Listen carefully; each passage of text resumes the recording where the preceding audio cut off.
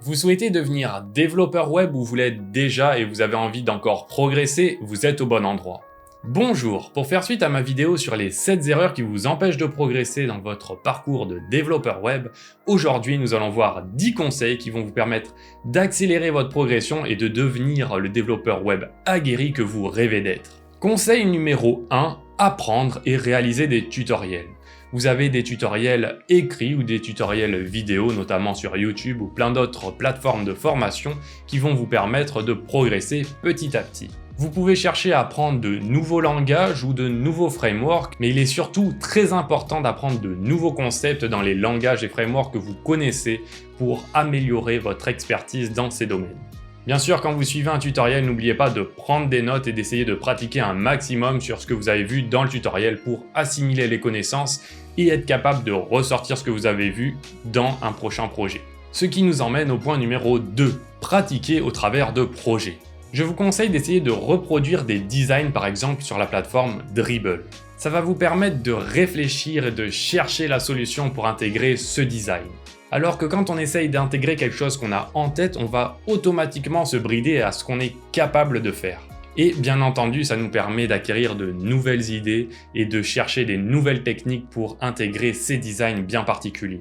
Je vous conseille également les sites frontendmentor.io et devchallenge.io qui vous proposent des briefs de projets factices mais qui vont vous permettre de progresser et de réaliser des projets concrets. Je suis d'ailleurs en train de préparer une vidéo à part entière pour les projets à réaliser pour créer son portfolio. Le point numéro 3, mettre tout en anglais. Je vous conseille de mettre votre ordinateur en anglais et votre navigateur en anglais également. Ça va vous permettre d'une part de progresser en anglais, mais aussi d'avoir les termes techniques des logiciels, des éditeurs de code que vous utilisez dans la même langue que la plupart des ressources sur Internet. Progresser en anglais, c'est se donner accès à une multitude de ressources et c'est le langage universel dans la tech et dans le développement en général. Bien sûr, ça ne veut pas dire d'abandonner notre chère langue française avec sa finesse inégalée. Point numéro 4, se tenir informé. Chercher l'information, c'est un des points principaux pour un développeur web, être capable de chercher la solution aux problèmes que l'on rencontre. Mais attention, il est également très important d'être capable de lire des news, suivre l'actualité technologique pour être au courant des nouveaux langages, des nouveaux frameworks. Ça va vous permettre de découvrir des choses que vous n'auriez pas pensé rechercher, et c'est super important dans votre progression.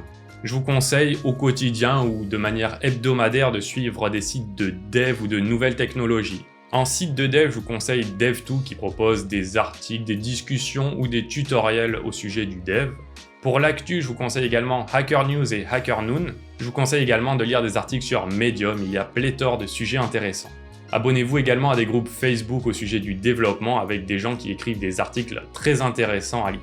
Vous pouvez également lire des livres. Pour ma part, j'en lis pas au sujet du code, mais j'en lis autour du monde de la startup, du product management. J'ai notamment The Lean Startup, Inspired, très bon livre, Obviously Awesome et 0 to 1. Ça, ce sont plus des livres pour développer sa startup et innover. Par contre, c'est vraiment intéressant et ça va plus loin que de simples articles.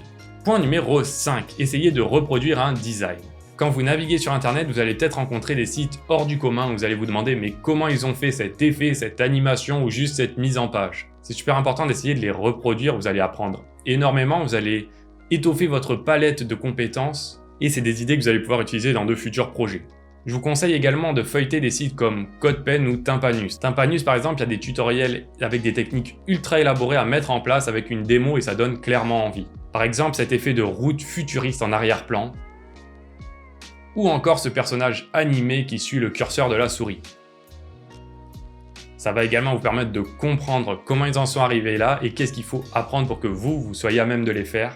Essayez toujours de les reproduire et c'est une source d'inspiration inépuisable pour avoir de nouvelles idées.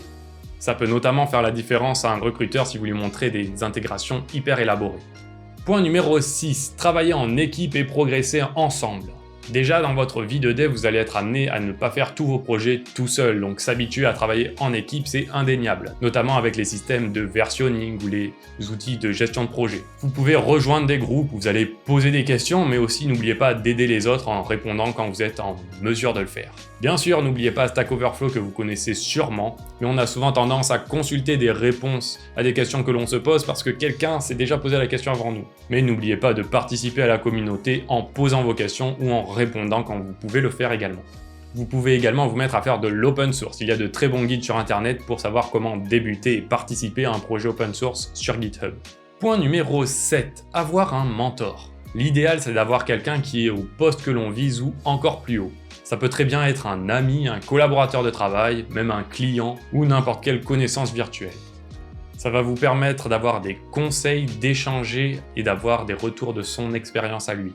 Ça devrait vous permettre d'aller plus vite dans votre progression et de faire le plein de motivation quand vous en avez grandement besoin. Point numéro 8. Cherchez à comprendre et à apprendre continuellement. L'important, c'est de maîtriser son code, de pas juste se dire « ça fonctionne, tant mieux ». Il est important de tester continuellement notre projet pour gérer tous les cas d'erreur auxquels on n'aurait pas pensé. C'est également très important de pousser toujours plus loin et de ne pas rester sur ses acquis.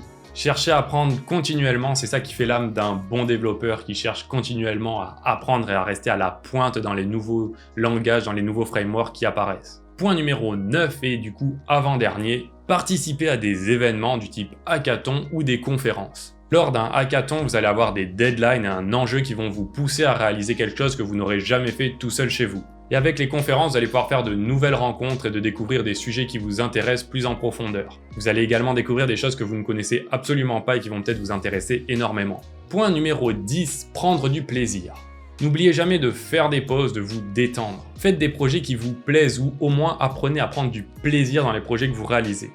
Quand le projet ne vous passionne pas énormément, vous pouvez toujours prendre du plaisir à vous dire « j'ai réussi à avoir un projet avec une qualité exceptionnelle, à le réaliser de bout en bout et d'avoir un top résultat ». Bien sûr, de base, essayez de trouver un domaine avec lequel vous avez le plus d'affinité et dans lequel vous vous sentez bien. C'est tout pour cette vidéo, j'espère que ces 10 conseils vous permettront de progresser en tant que développeur web. Bravo à vous si vous avez réussi à m'écouter jusque-là, ça montre que vous avez une grande patience, ce qui fera indéniablement de vous un grand développeur. Comme d'habitude, je vous invite à mettre un pouce si la vidéo vous a plu, à la partager si vous avez des amis que ça pourrait aider. Abonnez-vous à la chaîne pour être au courant des prochaines sorties des vidéos. Et je vous dis à bientôt, bisous!